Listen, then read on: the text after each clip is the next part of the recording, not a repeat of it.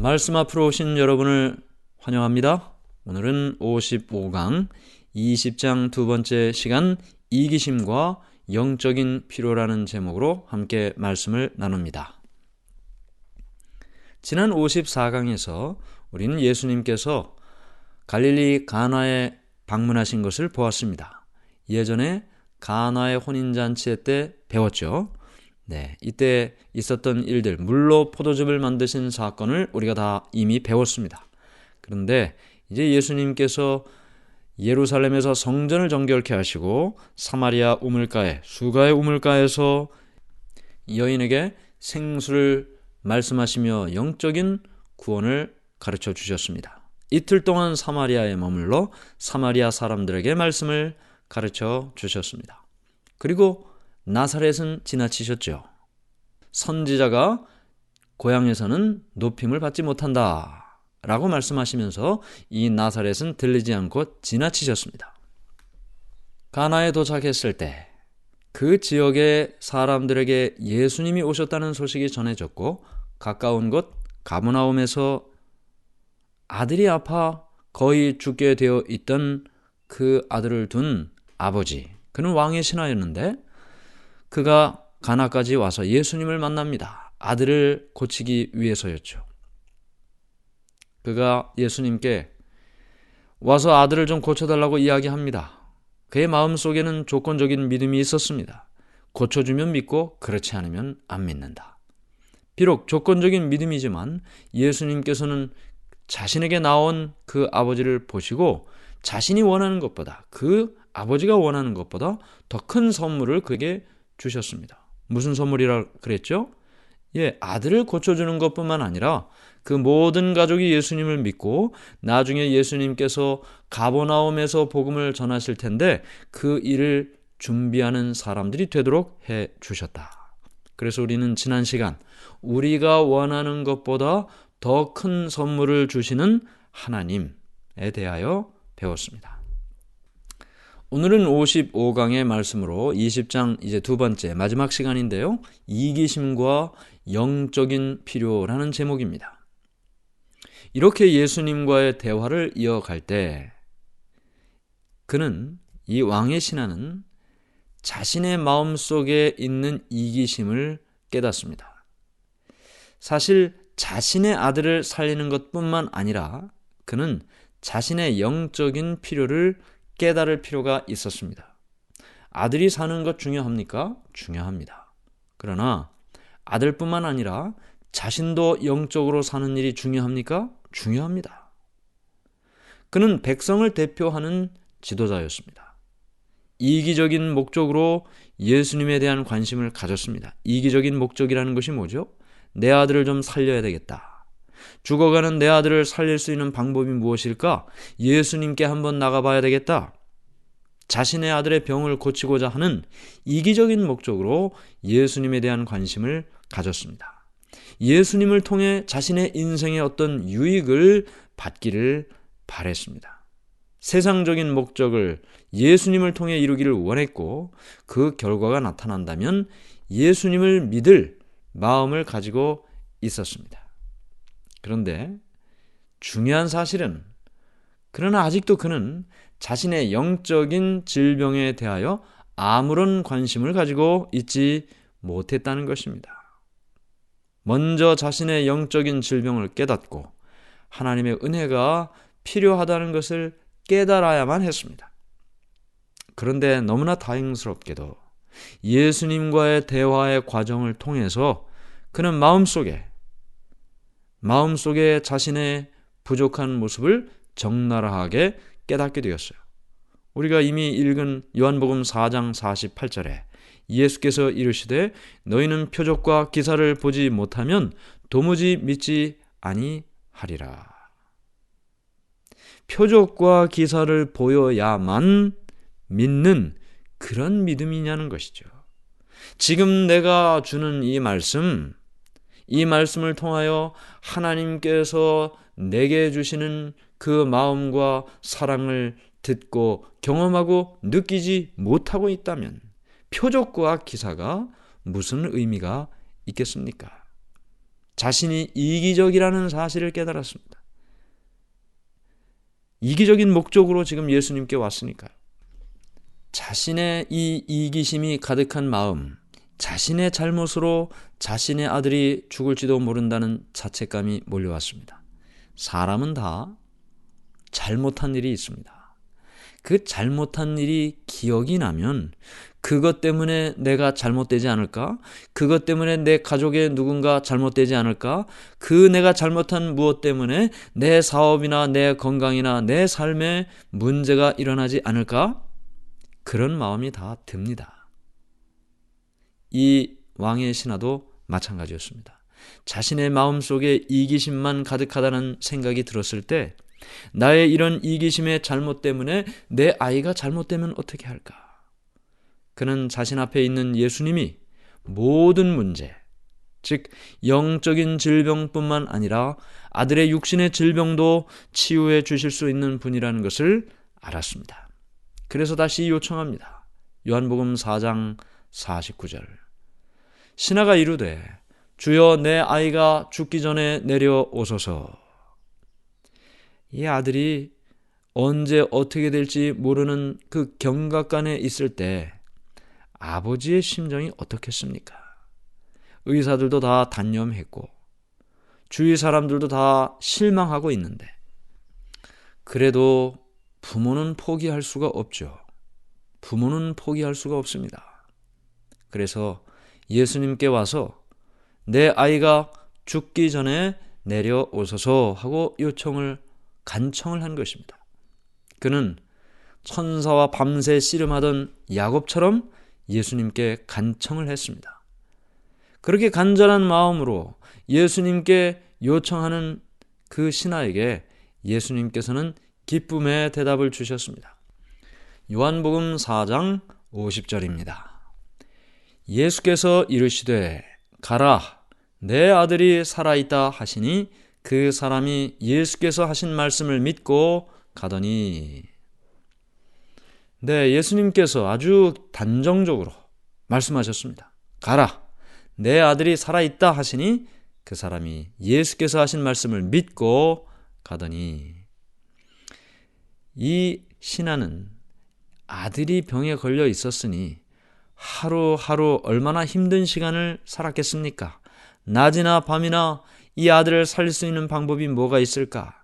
때때로 병의 차도가 없으면 또는 절망적인 어떤 상태가 보여지면 그의 마음이 점점 절망의 무게에 눌려서 힘든 시간을 보내고 있었겠죠.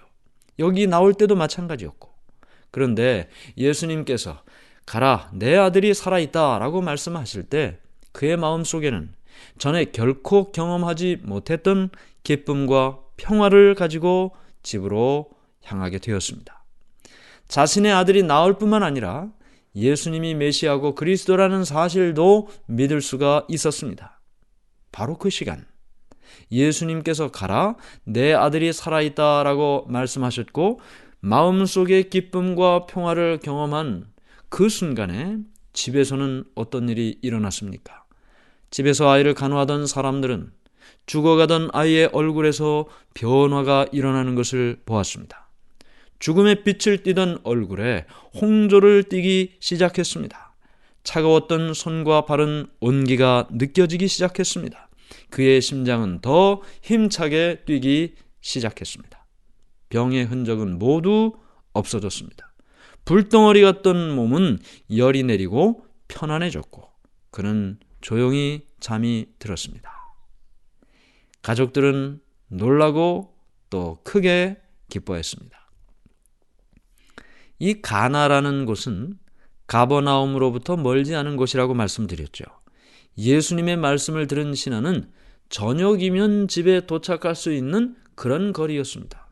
그러나 그는 서두르지 않았고 집을 향한 그는 다음 날 아침에 집에 도착하게 됩니다.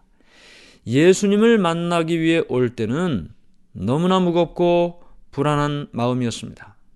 그러나 이제 집으로 돌아가는 그의 마음은 어땠습니까? 기쁨과 평화가 그의 마음에 가득했습니다. 그가 아직 집에 가려면 한참을 더 가야 하는데 그의 종들이 그를 맞으러 왔습니다. 집에서 일어난 일들을 주인에게 빨리 전해주려고 마중 나온 것이었습니다. 아들의 병이 나았다는 소식을 들은 신하는 아이가 몇 시에 낫기 시작했는지 물었습니다. 왜 물었을까요? 예수님께서 말씀하시던 그 시간과 이 아이가 낳은 그 시간이 연관성이 있을지에 대한 궁금증이 있었겠죠. 예수님께서 말씀하시던 그 시간에 이 아이가 회복의 모습을 보였다는 사실을 종을 통해서 들은 이 아버지, 왕의 신하는 예수님이 어떤 분이라는 사실을 확신하게 되었습니다.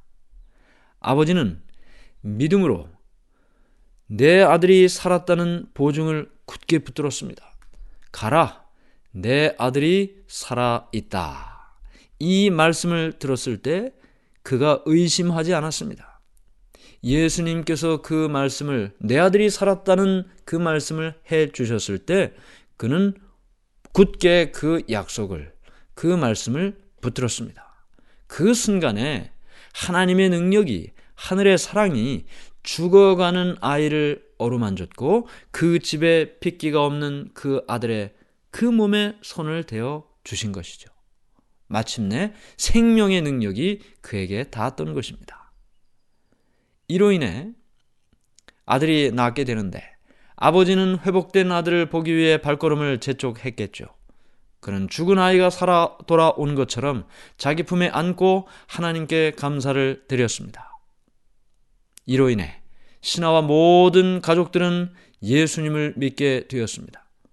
또한 그는 예수님을 믿을 뿐만 아니라 이런 능력이 있으신 예수님, 우리의 가정에 이렇게 복을 주신 예수님, 그 예수님을 더욱 알기를 원했습니다. 순식간에 이 소문이 퍼졌겠죠. 그 신하의 아들이 죽을 병에 걸렸었는데 어떻게 하나 걱정하고 염려하던 많은 주위에 있는 사람들, 예수님께서 이 아들을 고쳐주셨다는 사실을 사람들이 듣고 소문이 퍼진 것입니다. 이 일로 해서 앞으로 예수님께서 이곳 가버나움에서 복음을 전할 때 많은 사람들의 마음이 준비되어 있는 것이고 그 길이 예비되어 있었던 것입니다. 이제 이 모든 일을 통해 우리의 마음속에 생각하는 것 한 가지는 무엇입니까? 예수님은 어떤 분이신가? 사람들을 만나시고 고통 중에 있는 사람을 만나시고 괴로워하는 사람을 만나시고 절망 가운데 실망 가운데 희망 없이 사는 사람들을 만나신 예수님은 과연 어떤 분이신가? 그분은 그 사람들에게 복을 주기를 원하시는 분이시다. 가버나움에서 신하를 축복하셨던 예수님은 우리에게도 똑같이 복 주기를 원하십니다. 그렇습니까? 그렇습니다. 때때로 우리는 신하처럼 이기적인 목적으로 예수님께 기도할 때가 종종 있습니다. 이거 해주세요, 저거 해주세요, 이렇게 해주세요, 저렇게 해주지 마세요. 그리고 그 결과에 따라, 내가 기도한 그 결과에 따라 예수님을 믿기도 하고 또는 불신하기도 하는 우리의 모습을 우리는 보는 것입니다. 그러나 예수님은 우리가 구하는 것 이상으로 우리를 축복해 주기를 원하십니다. 항상 우리가 기억해야 됩니다. 우리가 생각하는 것보다 더 큰 선물을 주기를 하나님께서는 원하신다고요. 예수님께서 때때로 우리의 기도나 요구를 지체하실 때가 있습니다. 왜 그럴까요? 그것은 우리로 하여금 무엇인가 깨닫기를 원하시는 것입니다. 우리가 얼마나 악한지, 우리의 마음이 얼마나 이기심이 많은지 우리 자신의 존재를 좀 돌아보라는 것이죠. 그리고 하나님의 은혜가 우리에게 얼마나 필요한지를 좀 더 절실하게 깨달으라는 것이죠. 우리에게 그러한 것들을 알게 하도록 때때로 지체하시는 것입니다. 우리가 하나님께 나가는 동기가 무엇입니까? 우리가 하나님께 요청하는 기도의 이유가 무엇입니까? 잘 생각해 보세요. 거의 대부분이 이기심 아닙니까? 나의 그 무엇 때문에 하나님께 기도하고 나의 무엇 때문에 하나님께 요청하고, 그런데 하나님께서는 우리가 하나님께로 나오는 그 동기가 이기심이 아니고 다른 것이기를 원하십니다. 그 이기심을 버리기를 원하세요. 우리가 얼마나 무력한 존재인지를 깨닫기를 원하세요. 그리고 우리에게 필요한 것, 그것이 간절히 필요하다는 사실을 하나님께 고백하는 일 필요합니다. 뿐만 아니라 이 모든 일이 이루어지기 위해서는 전적으로 하나님의 은혜와 하나님의 사랑에 의지하는 일이 필요한 것입니다. 내 힘으로 되는 것이 아닙니다. 하나님의 은혜로만 되는 것입니다. 이 신하는 예수님을 믿기 전에 자신의 기도가 성취되는 것을 보기 원했습니다. 예수님을 믿기 전에 내 아들이 살아나는 것을 보기를 원했단 말이에요. 다시 말하면 기도가 응답된 다음에나 예수님을 믿으려고 했어요. 그러나 그는 자신의 요구가 받아들여질 것이고, 그리고 마침내 자신에게 축복이 온다는 그 예수님의 그 말씀을 먼저 받아들여야 되는 것입니다. 받아들이면 그 일이 이루어지는 것입니다. 이루어지면 그 말씀을 받아들이는 것 아니죠. 순서가 거꾸로 된 것입니다. 내게 주시는 말씀을 받아들일 때 그 모든 것이 이루어진다는 사실을 기억해야 될 것입니다. 우리도 마찬가지입니다. 하나님께서 우리의 요구를 들어주신다는 것을 보거나 느끼기 때문에 믿어서는 안 됩니다. 우리의 요구를 들어주시지 않으면 내가 믿지 못한다. 주님께서 내 옆에 계시고 나를 지키신 그것을 내가 느끼지 못하면 내가 하나님을 믿지 못한다. 이러면 우리는 우리의 믿음은 자라날 수가 없습니다. 그것이 느껴지지 않고 그것이 아직 이루어지지 않아도 하나님께서 말씀하신 것을 믿고 받아들일 때 그때 일어나는 것입니다. 우리는 하나님의 축복을 구한 후에 그것을 받을 것을 믿어야 하고, 우리가 이미 받은 것을 인해 감사하며 살아야 되는 것입니다. 항상 과거를 잊지 않으면 오늘의 실패를 막을 수 있습니다. 과거에 어땠는데요? 하나님께서 이루어 주셨거든요. 이루어 주신 것을 기억하지 못하면 우리는 또 오늘 똑같은 기도를 드리고 똑같은 믿음 없음을 고백하게 되는 것입니다. 우리가 가장 필요한 때 그 축복을 주시는 분, 그분이 하나님이십니다. 확신하고 실망하지 않고 우리가 해야 할 모든 의무에 성실하게 산다면 하나님께서는 우리에게 가장 필요한 그때 가장 큰 선물로서 우리에게 필요를 채워 주실 것입니다. 이렇게 살다 보면 하나님께서 내가 기대했던, 또 내가 요구했던 것 이상의 축복을 주시는 것을 경험하게 될 것입니다. 오늘도 기도할 때 내가 기도하는 것보다 더 큰 선물을 주시는, 더 큰 축복을 주시는 하나님이 나의 기도를 듣고 있다라는 사실을 기억하게 되시기를 간절히 바랍니다. 하늘에 계신 하나님 아버지, 하나님의 은혜를 감사합니다. 우리가 기도할 때 우리의 기도를 들으시고 우리가 기대했던 것보다 더 큰 선물을 주시기를 원하시는 하나님이라는 사실을 깨닫게 해주시니 감사합니다. 이기적인 마음으로 오지 않게 하시고 이미 받은 것을 감사하게 하시며 하나님께서 내게 주실 축복을 미리 감사하며 살도록 도와주시옵소서. 우리보다 우리를 더 잘 아시는 주님, 내가 필요한 것이 무엇인지 아시는 주님, 필요한 그때 적절하게 채워주시고 그것으로 인하여 늘 주님께 감사와 찬양을 돌리고 살게 해 주시옵소서. 예수님의 이름으로 간절히 기도드리옵나이다. 아멘.